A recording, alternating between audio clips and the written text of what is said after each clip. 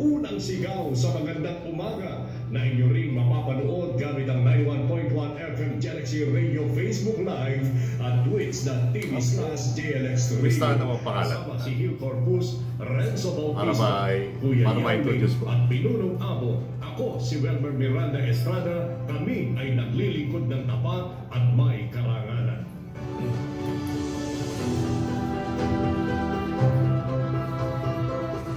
Magandang umaga po sa ating pong lahat, sa lahat ng mga Pilipino sa buong mundo. Tayo po ay muli magsama-sama sa palatuntunang unang sigaw sa magandang umaga. Dito lamang yan sa 91.1 FM Galaxy Radio.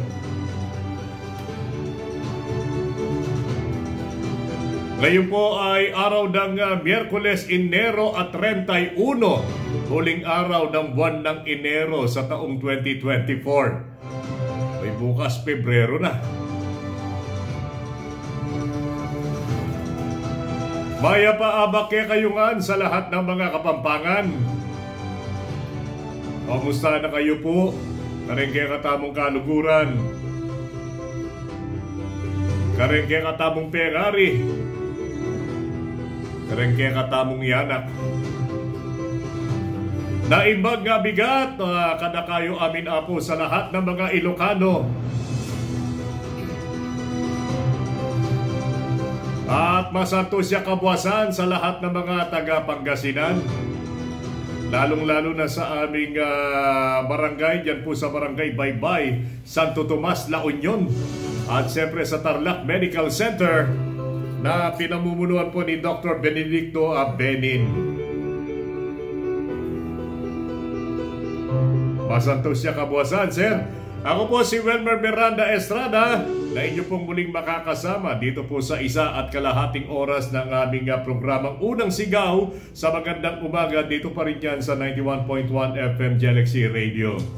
Tayo po ay napapanood ng live sa anumang dako ng ating daigdig sa pamamagitan po ng ating pong mga Facebook Live, ang 91.1 FM Galaxy Radio, ganon din ang Welmer Miranda Estrada Facebook page.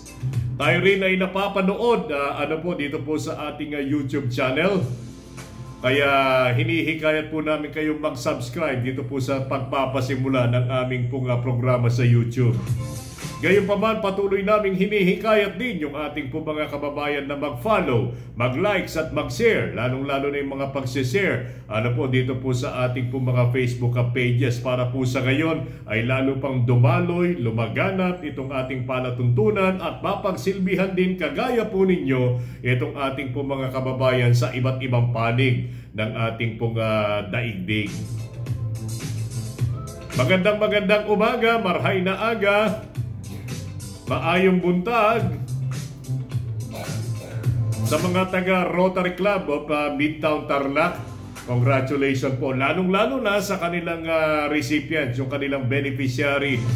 Yan po ang ito pong pamahalang bayan ng Mayontok, na kung saan ay ginawaran po sila ng isang medical and dental mobile clinic na talagang sabi nga po ni Mayor Pobre ay talagang kailangan nila doon at tiyak na maraming mga kababayan po nila ang makikinabang dito po sa panibagong biyaya na naidulot po ng ating po mga kasangga, mga kapanalig, mga kaibigan po natin sa Rotary Club. Lalong-lalo na po ang Rotary Club of Midtown Tarlac, kasama po ang kanilang mga kapartner dito po sa Rotary Club of Taipei. Iba-iba po yung iba-iba po yung mga club po nila doon, nandoon sa kanilang backdrop Kaya congratulations, at isang bayan na naman ang kanilang susuyurin yan. At hintayin natin itong kanilang pupuntahan sa pamamagitan din. Bukas sa programa namin ni Kuya Andy San Luis, malalaman natin kung ito po mga future plans na isasagawa dito po sa iba't ibang mga outreach program ng ating po mga kasama dyan po sa Rotary Club of Midtown Tarlac. Ngayon po ay araw ng Miyerkules, at pagka araw ng Miyerkules ay meron tayong mga nakakasama, mga magigiting po nating kapulisan dito po sa ating pong bayan. O, ito na muna. Ano po? Mula po sa pinagpipitagan ng bayan ng Kamiling Municipal Police Station. Teka ba, Kuya Hill, kuha ba ang sa camera? Itong ating mga kasama. Kuya Hill, good morning din sa iyo, Kuya Robert.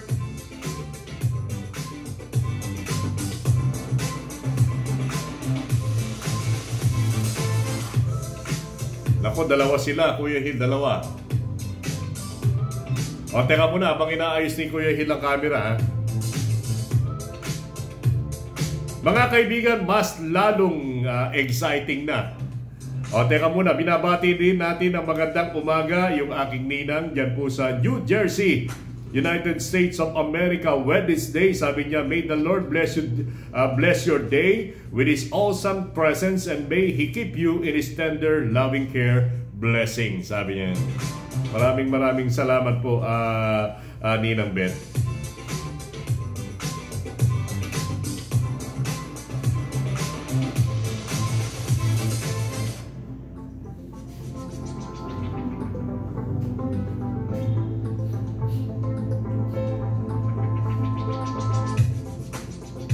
Exciting na ito ang mga laro dito po sa Angel Cup Super Liga.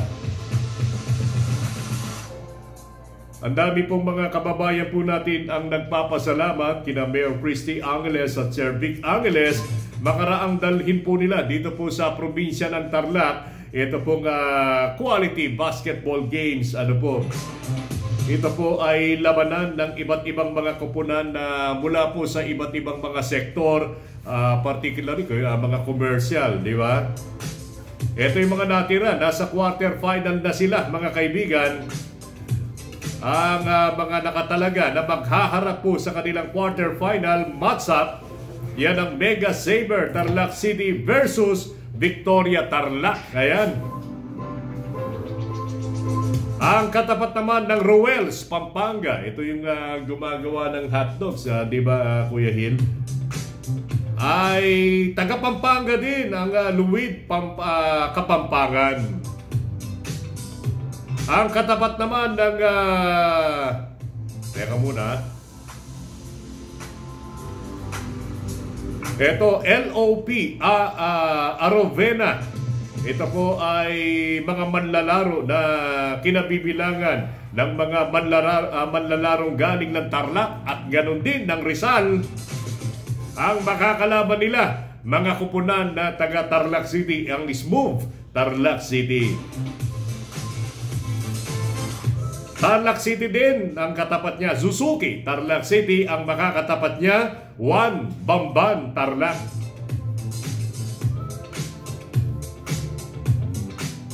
Ang Avery 1 na kumakatawan naman dyan po sa probinsya ng Bulacan. Ang makakatapat niya ang bayan ng Kapas. Ang tawag sa kanilang koponan ay Angat Kapas. Ito naman yung team ni na Mayor Max Rojas ng bayan po ng Paniki. Nako, jump pack pagka ito naglalaro. Ang team Matulungin, Paniki Tarlac, ang makakatapat nila ang Seabird Cavite. Yung pong mga schedule po ng mga laro dito po sa quarterfinal ng Angel Cup Super Liga ay kanila pong ipopost po sa kanilang mga Facebook pages. Hintayin lamang po natin, mga kaibigan. Inihahanda na po itong pagkakasa ng quarterfinal ng Angel Cup Super Liga. Ito po yung mga quality games na makikita po natin. Dumadayo ang iba't ibang mga probinsya, mga syudad dito po sa lungsod at probinsya ng Tarlac, at binibigyan ng kaaliwan itong ating po mga mamamayan, lalong-lalo na ang mga kabataan po nating mahilig dito po sa paglalaro ng basketball. Alam ko PNP meron dito kasama ang PNP, no? Kaya lang hindi nakasama sa quarterfinal. Antitindi kasi, no? Antitindi kasi. Eto, isama na po natin dito po sa ating huntahan Ay, lalagyan muna ng pangalan. O sige, pabatiin na po muna natin ng magandang umaga si Police Sergeant Jason Doctor mula po dyan po sa Kamiling Municipal Police Station. Magandang umaga, Sir Jason. Magandang umaga po sa Ka-Wilmer at sa inyong mga tagapakinig.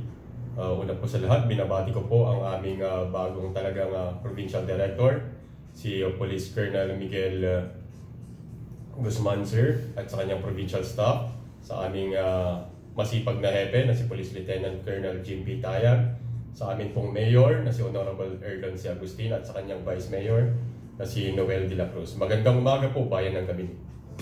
Sir Jimmy, ba't wala ka? Busy siguro no? Nilalagnat po. Nilalagnat. Si Sir Jimmy, tinatablan ng lagnat. Malakas ng pangangatawan yan. Kaya sa sobrang sipag po yata, medyo tinamaan siya ngayon ng lalo na po malamig yung panahon. At saka tao pa rin. Tao pa rin. Tayo pa rin ay tinatablan ng mga uso sakit ngayon Mag-ingat po kayo mga kaibigan Mag-ingat po kayo kasi malamig ang panahon ngayon. Sipon, ubo, itong kalaban natin. Actually, kalaban din yan ng mga alagang hayop natin, mga aso, di ba? Ang dami nga namamatay ng mga aso ngayon, So, ingat po tayo. Han, pa-shoutout daw sa mga co-workers ko na sina Geraldine Pam, Hana, and Mikey. Magandang umaga po, Ma'am Geraldine, kay Ma'am Pam, kay Ma'am Hana, at kay Mikey. Ito po yung mga kapuwersa kasama ng aking may bahay, si Tricia Villesa Estrada. Mula naman po sa pinagpipitagan ng bayan ng Mabango. Pagka binabanggit ang bayang ito talagang mabango kagad ang iniisip mo sapagkat hahalimuyak sa iyo itong simoy ng hangin dulot ng mga mababagong bulaklak ng ilang-ilang. Mula naman po sa ating Anao Municipal Police Station,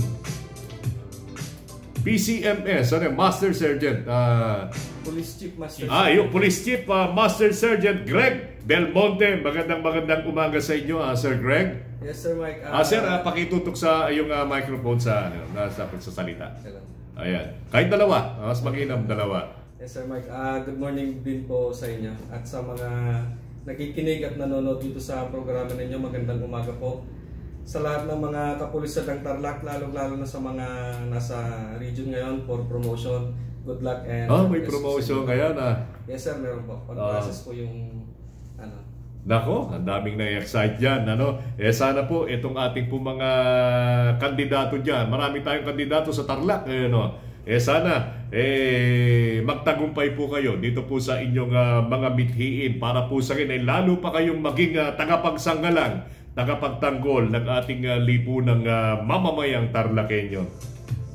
Kanina nabanggit natin di ba kasama itong basketball team ng ating kapulisan dito po sa Angel Cup Yeah, meron po sir. Oo, doon sa elimination na kasama. Oo. Alam natin pagdating po sa sports activities nauuna din sumasali lagi itong ating pong kapulisan para po sa ganyan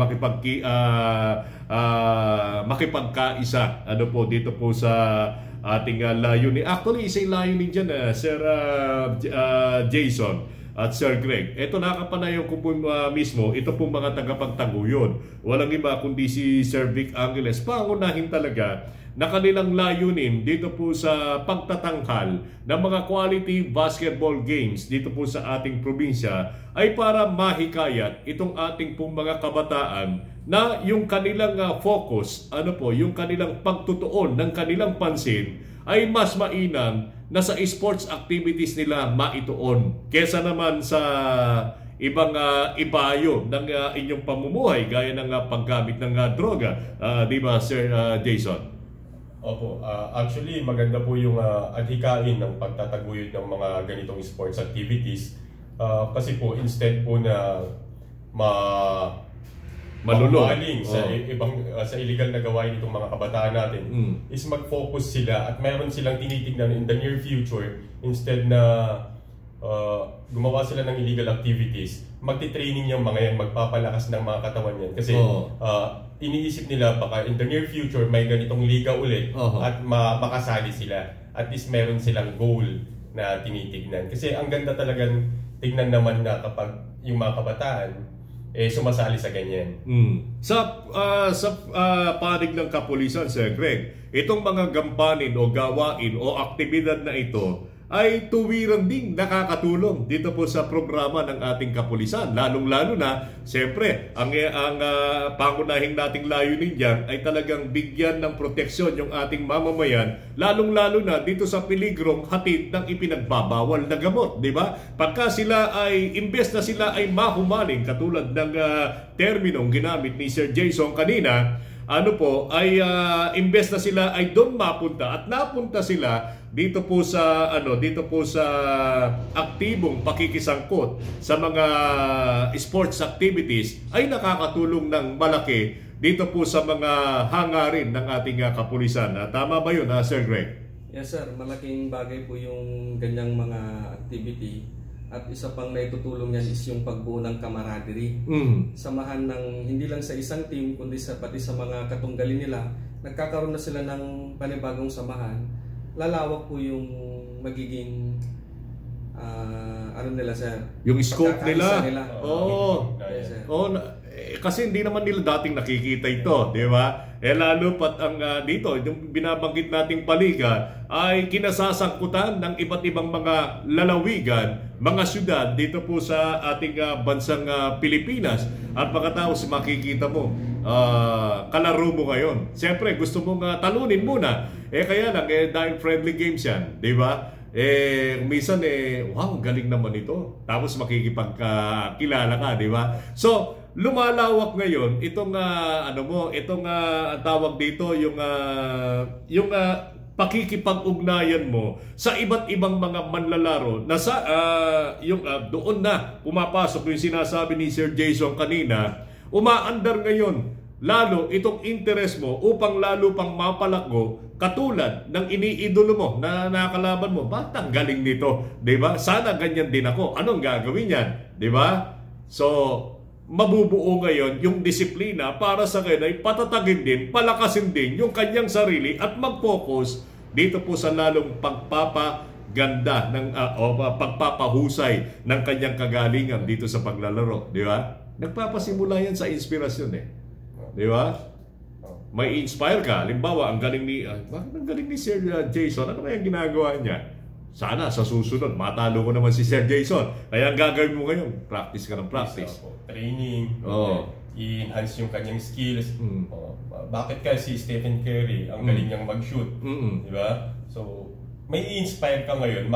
I-strive ka para ikaw din ma-achieve mo yung ganong level ng paglalaro. At para ma-achieve mo, iiral ngayon, diyan ipapanganak ngayon, Sir Jason, itong tinatawag na disiplina. Disiplina, opo. Di ba? Disiplina sa sarili, disiplina sa paglalaro. Oo.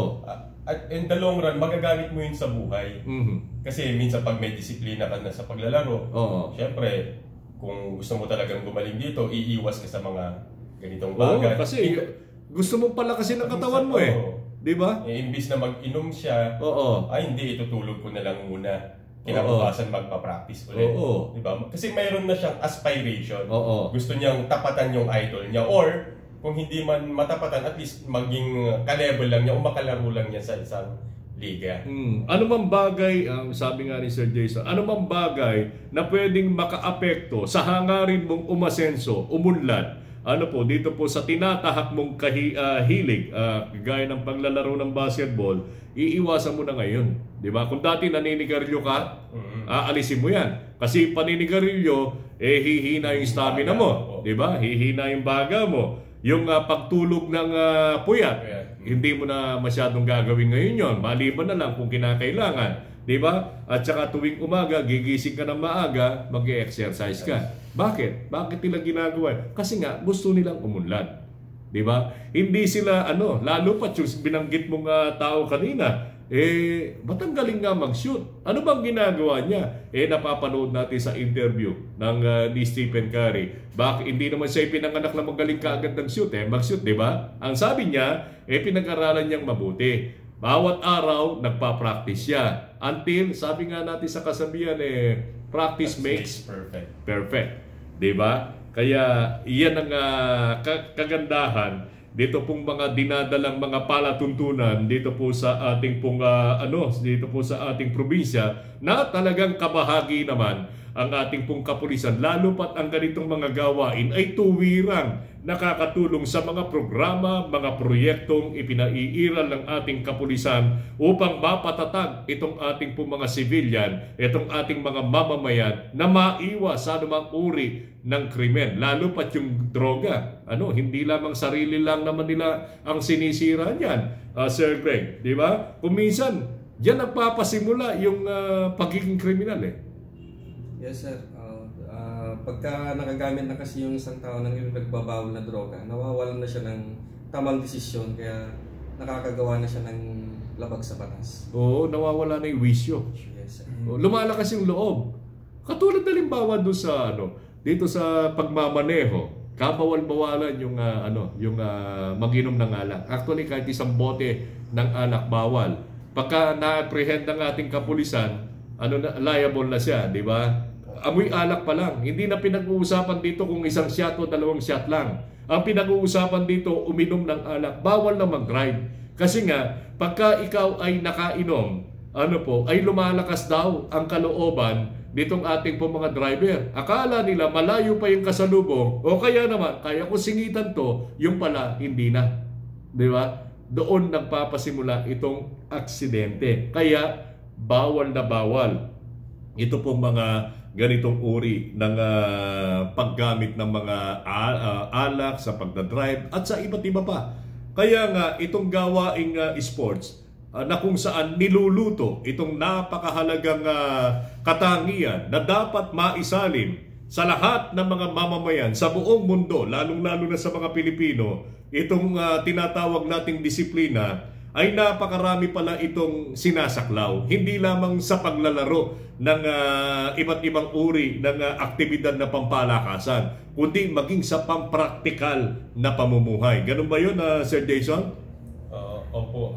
Itong mga sports kasi na to, Kuya Will, hindi lang po ito basta paglalaro.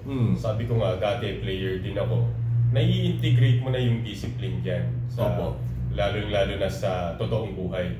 Kasi once na may disiplina ka sa paglalaro, most likely sa buhay magkakaroon ka na rin ng disiplina. Pag kung iniiwasan mong magbisyo dahil gusto mong magpalakas maglaro, iniiwasan mo na rin yung magbisyo kasi gusto mong magkaroon ng positive output sa pamumuhay mo in the long run. Kaya kung i-relate mo yung sports sa totoong buhay, ang ganda ng yung pathway na tutunguhin mo. Kasi lahat ng haharang sa pagganda ng future mo is maaalis mo through sports. Kung marunong ka lang gamitin yung disiplinang nakukuha mo sa sports, turn into reality sa pamumuhay. Ayun. Sir Greg, anong sports mo? Sir, volleyball, sir. Volleyball. Ako, fans din ako ng volleyball ngayon Kasi ang gaganda ng mga volleyball player natin ngayon At saka commercialized na rin no? Yes. Commercialized na rin. Ano ba yung regular kayo naglalaro, Sir Greg? Sir, sa ngayon sir, natigil na kasi medyo nagkakaedad na rin. Patakbo-takbo na lang sir sa paligid. Kahit nalakad nga lang daw, Sir Greg Yes. Kahit lakad lang daw. Actually, napaka-beneficial daw. Itong paglakad, kung hindi mo na kayang, minsan kasi, yung maging yung pagtakbo, di ba? Minsan hindi na rin kaya. Pero yung pinaka-simple is paglakad. Pero napaka-beneficial daw. Ano pat ang pinag-uusapan natin, itong buti ng itong kainaman ng pag-ehersisyo kasi may benepisyo nga naman talaga diyan. 'Di ba? Unang-una, pinalalakas yung ating katawan, 'di ba? Pagkatapos nakakatipid tayo. Paano tayo nakakatipid, Sir Greg? Hindi, imbes na pampacheck up natin sa paghabutan, 'di ba? Na ibibili na natin ang pagkain ng ating pamilya.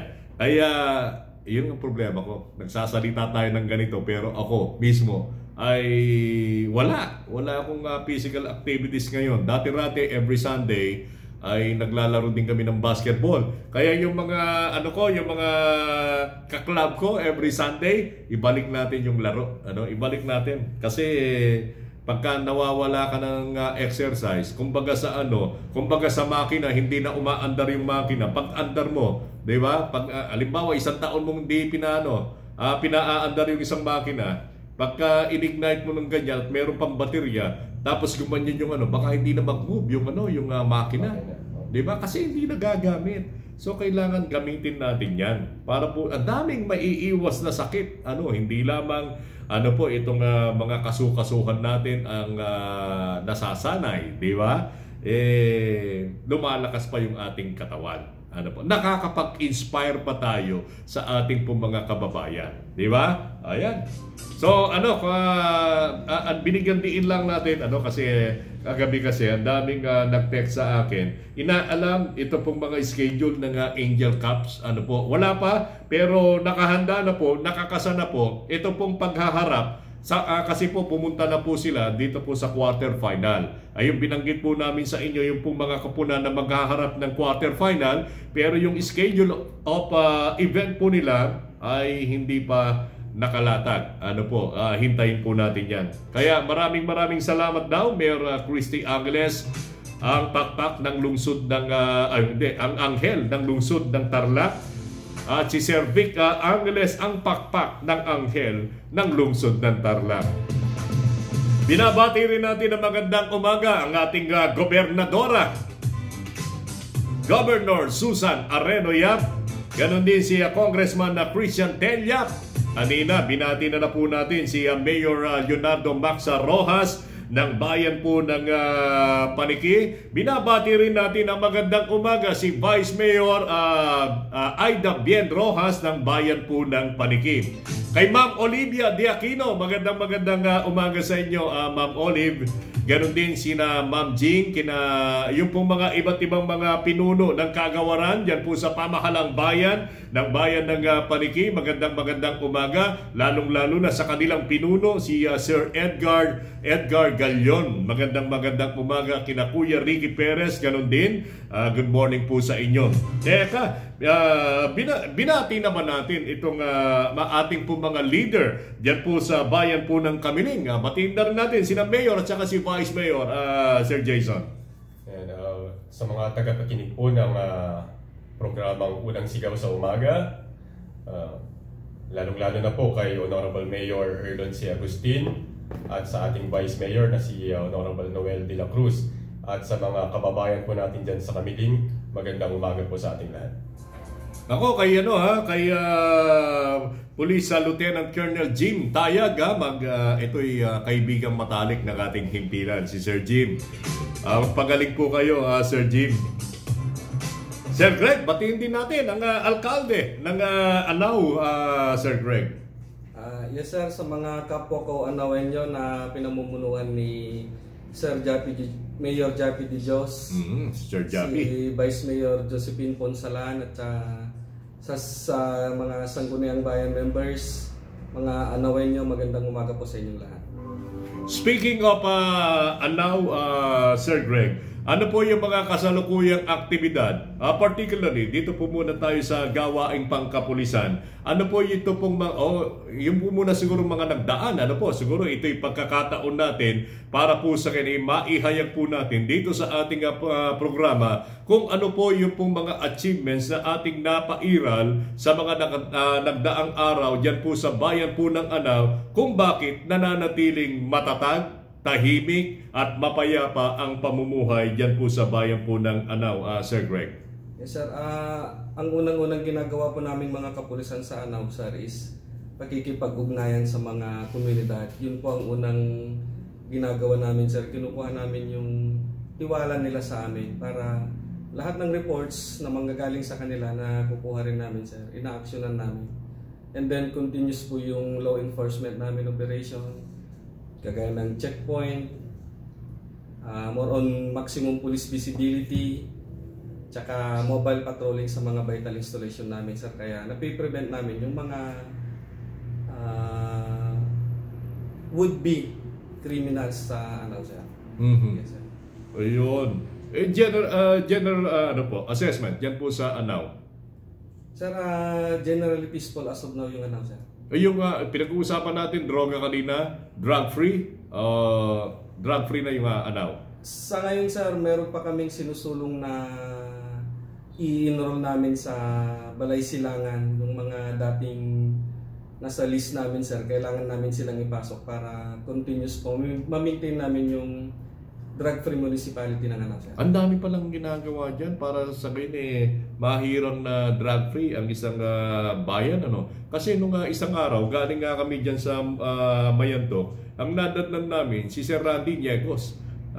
Ganun din ang kanilang ginagawa under process itong mga yung mga mamamayan dyan na nasangkot nung araw dyan po sa paggamit ng ipinagbabawal ng gamot.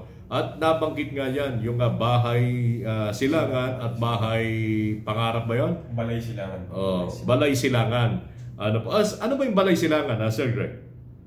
Sir, joint effort po yan ng PIDEA. Parang rehab pa rin yun? Rehabilitation? Yes, sir. Sir. Ipapasok namin yung mga identified drug list namin para ma-rehab sila, sir, and continuous monitoring sa kanilang mga activities, sir. Ang dami palang paperwork yan, talagang sunog, kilay. Talagang hindi lamang yung police works, pati yung office works, talagang dapat mapunan mo yan, sapagkat napakahigpit daw ng PIDEA dito po sa mga bagay na ito. Kailangan, pagka hinirang ka na drug-free, kailangan talagang drug-free.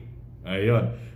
Sir Jason, yan naman po sa Kamiling. Ano naman po ang mga nagdaan po nating mga aktibidades, mga achievements na ating nais sa katuparan daan para manatili po ang bayan ng Kamiling bilang pinipili ng ating po mga mamamayan na tirhan sapagkat ito ay nananatiling tahimik at mapayapa. Sa pangunguna po ng aming hepe na si Police Lieutenant Colonel Jim Pitaya, nananatili po ang ating anti-criminality checkpoints na 3 beses sa isang araw. Maliban po dyan sa anti-criminality checkpoints, mayroon po kaming Oplansita. Ito po yung ginagawa naming pagsisita sa mga motorista na walang lisensya, walang helmet, yung gumagamit ng mga modified mufflers. Opo. Na pinagbabawal po sa bayan ng Kamiling. Maliban po dyan, mayroon po kaming maximum police visibilities sa mga matataong lugar sa bayan ng Kamiling para maiwasan po natin yung mga nagbabalak gumawa ng illegal na bagay. Opo. Sa Community and Development naman po, Community Affairs and Development Unit naman po, patuloy po yung pagsasagawa namin ng mga outreach programs. Bumababa po kami sa mga barangay. Katunayan nga po, may programa po ang aming hepe. Naku, napakaraming nyo pa naman barangay dyan. 61 barangays po. Ang target po ni Hepe na mapuntahan 100%. Kaya meron po kaming programa ngayon dyan, ang tinatawag naming dalaw ni Hepe sa mga barangay. So si Hepe mismo bumababa sa barangay, nagkakandak po kami ng lectures, seminars patungkol po sa mga katarungan pang barangay, sa BAUSI at saka sa anti-illegal drugs. Tinatawag na para po hindi lang po yung pag-maintain ng drug-free municipality ang ginagawa namin. Parang nagkakaroon po kami ng anti-illegal drugs education para po malaman po ng mga kabataan o hindi lang po ng mga kabataan, ng buong mamamayan yung negative effect ng illegal drugs para po mapanatili yung peace and order situation ng Kamiling. And so far, generally peaceful naman po ang bayan ng Kamiling. Ngayong mga araw na ito, nagdadalaw din. Kung merong barangay dalaw si Hepe, si Sir Jim, dyan po sa bayan po ng Kamiling, ay meron ding ginagawa na dalaw itong bago po nating director, police director dito po sa probinsya. Nung isang araw ay kahapon yata, no, Ma'am Olive, galing dyan sa Paniki, si Sir Miguel Guzman, dyan sa Kamiling, galing na ba? Naka-schedule po si PD sa February 2 po ng 10 AM. Magko-courtesy call po siya kay Mayor Erlon Agustin. Naka-schedule na po siya this Friday. Ayun, busy rin kasi nga bago. Pero, baka bagong talaga. Pero, taga-Tarlac naman yan si Sir Miguel, di ba? Si Sir Mike. Alam ko, San Miguel yun San Miguel, Tarlac City. Aksidente. Malalawak din yung mga kalsada yun dyan. At saka daanan din yan Itong Kamiling. Kumusta naman itong Yun po yung medyo mabigat. Kasi sabi niyo nga po, ang mga highways po ng Kamiling is ang hahaba po. Saka talagang maluluwang na rin po yung kalsada doon. Kaya hindi po natin maiwasan yung mga aksidente po talaga. Pero yung mga aksidente naman po minsan doon is kagagawan ng pag-inom ng alak pa rin. Ayun. Minsan drunk driving pa rin ang pinaka-cause na. Ayun. Yan alam nyo, hindi kami nagkakamali dito. Lagi namin binabanggit. Ito, pulis na ang nagsasabi. Sila, araw-araw po nilang hinaharap ito pong mga problemang yan. At karamihan daw sa mga nai-involve sa aksidente ay dahil sa mga ganyang mga bagay. Ano po, kasama na yung gitgitan, yung walang bigayan, nako, walang patutunguhan yan. Pare-pareho tayong, di ba? Mapeperwisyo. Pagka merong mga isamang pasaway na motorista ay nagpatakbo ng sasakyan sa daan, asahan mo meron siyang maaapektuhan. Kagaya din yung mga motorista na wala namang kinalaman dito sa kanyang di ba, sa kanyang ginagawang mali pero nadadamay. Ano po. Diyan naman sa Anao napunta na si Sir Miguel, Sir Greg. Naka-schedule si Sir PD namin February 1, sir, bukas. Bukas. Yes, sir. Dadayo po sa Anao, sir. Ayan, okay. Aksidente, wala naman siguro dyan, no? Sir, pinaka-prominent po na incident namin sa Anao, sir, is traffic vehicular accident, sir. Kasi nandiyan T-Plex. Bahagi na pala, bahagi na. Oo.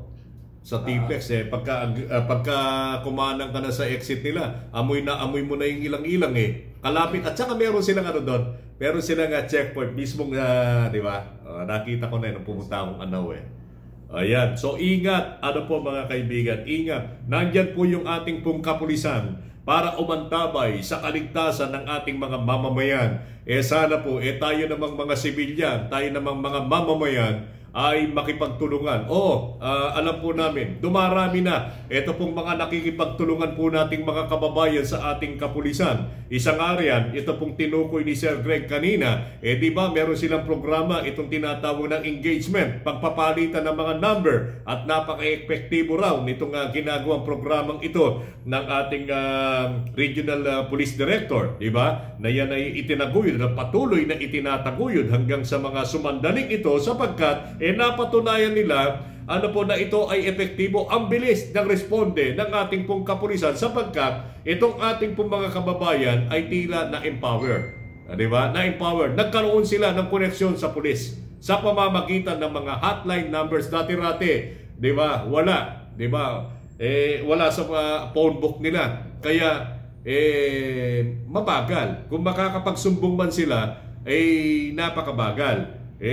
Bisa tatawagan mo nila si Kagawad. Kagawad, i-report mo sa pulis. Diba? Ganito. Samantalang pagka direkta ka na, sabi ni Sir Jason kanina, gagawin pa lang pero napipigilan. Diba? Kasi dahil po sa mabilis na aksyon ng ating pong kapulisan. Good morning, Ka Wilmer, at sa buong mamamayan ng probinsya ng Tarlac, sabi ni Kagawad Dan Martelino. Ang oras po natin, 7:41. Mamaya ay ating pang tatahakin ang iba't iba pang mga palatuntunan na may kinalaman po sa mga police activities ng ating probinsya at ng iba't iba pang mga balita na nangyayari dito po sa loob at labas ng ating pong bansa. Huwag po muna kayong aalis at kami po ay babalik. Sir, magkape muna kayo, sir.